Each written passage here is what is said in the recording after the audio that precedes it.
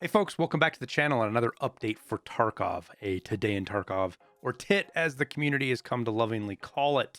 We got a patch last night from BSG, and while it wasn't like major, like we didn't get like vaulting or armor hitboxes or anything, there were some really important changes that we need to talk about and some updates and bug fixes that you're going to want to know. So let's not waste any more time and get right into it. So the first one that we're going to talk about is this new experimental option, Streets of Tarkov Lower Texture Resolution Mode.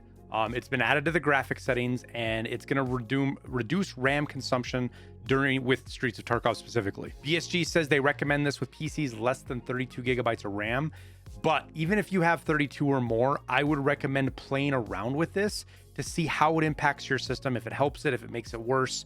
You're obviously going to get a little bit of degradation in quality of image, but if it makes the game more stable or playable for you, that will probably be worth the trade-off. Now, it's pretty hard to miss if you go into your settings and go right to graphics down here, this checkbox, big checkbox for Streets of Tarkov Lower Texture Resolution Mode. That's where it's at. Turn it on, click save, and you're pretty much ready to go. So give that a try. Hopefully it works. Hopefully it makes it to where more of you can load into Streets, but we'll see. Let me know in the comments down below how it works out for you so I can kind of get a gauge from you guys how well it's working or not. Now, list of fixes. First, fixed a number of visual bugs in geometry, colliders, foliage, and lighting on all locations. So I'm gonna have to play a bit to see what exactly this means.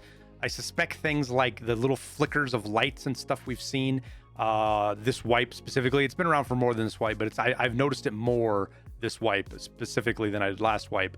It's annoying, it's immersion breaking, all that jazz. We'll see what is fixed, what is not, as far as maybe textures being out of place. There's some places where textures like float just a couple inches off the ground, other things like that. I'll start looking for those and seeing if they look better. Next one is fix the ability to jump on trees on all locations. So some of you guys know who Stankrat is, pretty funny content creator. This is his kind of content in some ways, sit in trees, shoot people. A lot of people have taken to it. Some people love it. A lot of people hate it.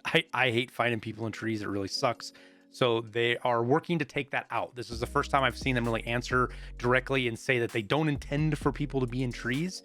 Though keep in mind, they didn't patch everything. There are still places you can get into trees. And you will still see people in some of these places, so keep that in mind. But BSG looks like they're working towards that direction to patch it out. Fixed a bug that caused a decrease in hit registration accuracy. This has been a huge complaint among people, especially over the last couple of weeks, as more and more people are noticing different things. We'll see how much better it feels, as far as not just hit registration, like hitting and not counting, but like getting a headshot, but it counts as a thorax, or a thorax and it counts as an arm. Just weird stuff like that. It's just going to be a process of getting through it and seeing how much better it is. This is a constant work in progress. BSG is constantly patching and reworking this stuff, and it does a lot of times feel like it's 2 steps forward, 1 step back. But we just have to roll with the punches, I guess, and cross our fingers and hope it's better. They fixed a visual duplication of quest objectives when partially handing over required items. I don't know what this is specifically.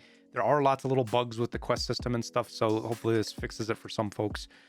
They also removed the ability to display weapons without critical attachments on the weapon stand. So I never did this. It wasn't out of some moral superiority thing. It was more of a fear of when they do patch the bug, it was going to cause problems. But you used to be able to put weapons up here like this AK-105. You used to be able to put that up into the weapon rack, but now it says weapon compatible. The only way you can put weapons in now is if you have them fully assembled. So having a weapon rack full of weapons that are disassembled is no longer an option. I don't know if it's kicking things out, but my guess is what's going to happen is if you have them there, they're going to stay there. But once you pull them out, you won't be able to put them back. It's usually how they do stuff like this. If you're noticing something different, just let me know. But that has been patched if you are wondering. Next up is the vehicle bug, which we talked about earlier last week. Is they fixed a bug that resulted in the possibility to use paid vehicle exfils multiple times in the same raid. So basically what happened is if somebody took the car extract was still available for anybody else who wanted to take it for the rest of the raid.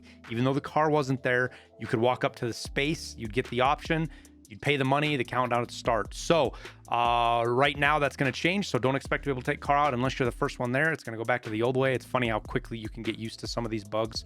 We had just gotten used to being able to always take car out. That is not the case anymore, so keep that in mind. There was an insurance bug when placing weapons on the weapons stand that they fixed, so that's been addressed. And then they fixed the animation of opening the inventory when a player is holding a pistol. Just another visual bug.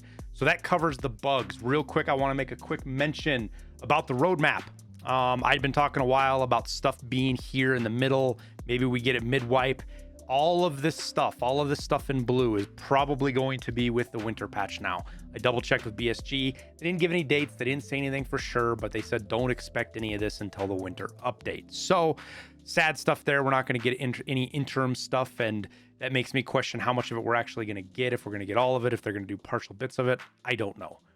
So don't expect any of the stuff on the roadmap till the winter wipe. I think at best we should hope for a Halloween event here in the next week or two. We'll see how that goes though, because it's going to be right after TwitchCon, which a bunch of BSG is going to be there. So I have no idea how that's going to play out, which I'll be down in TwitchCon if you guys are going to be there.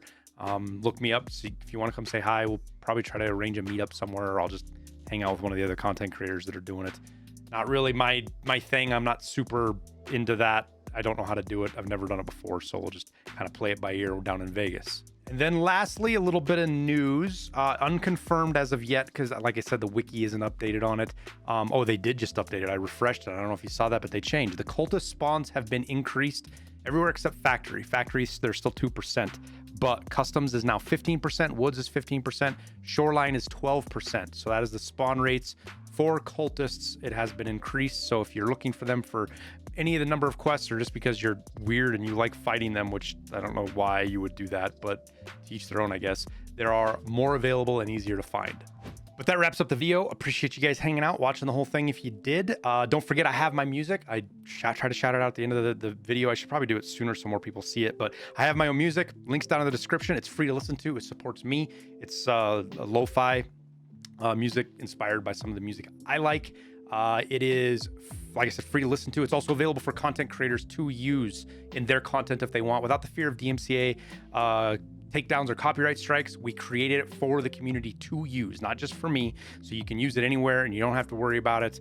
It's for you guys to use free of charge. So go give it a listen. Let me know what you like. We do have a new album. It should be out here any day. I'll make sure to let everybody know when we have it. But we'll wrap her up there. Thank you guys for watching. I wish you the best of luck in your raids, and we'll see you in Tarkov.